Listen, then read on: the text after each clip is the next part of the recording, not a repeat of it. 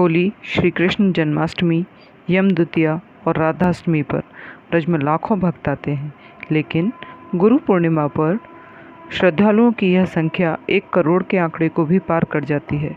श्रद्धालुओं की यह भीड़ गिरिराज जी की परिक्रमा के लिए यहाँ आती है। यहाँ 3 दिन तक 21 कोस में गिरिराज महाराज के प्रति आस्था और भक्ति की भावनाएं लिए भक्त अनवरत मानव श्रृंखला के रूप में दिखाई देते हैं। गोवर्धन में गुरु पूर्णिमा या फिर मुड़िया पूर्णिमा पर परिक्रमा लगाने के इतिहास को लोगों को जानना चाहिए। इसकी स्मृतियाँ चैतन्य महाप्रभु और सनातन गोस्वामी से जुड़ी हुई हैं। सनातन गोस्वामी पश्चिम बंगाल के शासक हुसैन शाह के दरबार में मंत्री थे। चैतन्य महाप्रभु से प्रभावित होकर उन्होंने मंत्री पद त्याग दिया और वृंदावन आ गए। यहाँ चैतन्य महाप्रभु से दीक्षा प्राप्त कर वह गोवर्धन में मानसी गंगा के तट पर स्थित चकलेश्वर मंदिर के निकट कुटी बनाकर रहने लगे।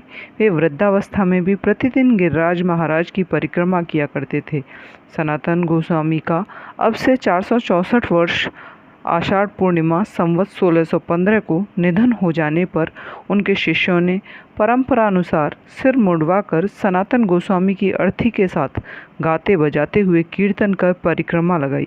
सनातन गोस्वामी के निर्वाण की तिथि उनके शिष्यों के लिए पुण्यतिथि बन गई। शिष्यों के अतिरिक्त भक्तजन भी उनकी पुण्यतिथि पर परिक्रमा लगाने लगे। परिक्रमा लगाने वाले भक्तों को चमत्कारी लाभ प्राप्त होने लगे। इस पर भक्तों की संख्या बढ़ती गई और अब जो संख्या 1 करोड़ के आंकड़े को भी पार कर जाती है। यही है गुरु पूर्णिमा पर भक्तों के द्वारा गिरिराज महाराज की परिक्रमा लगाने का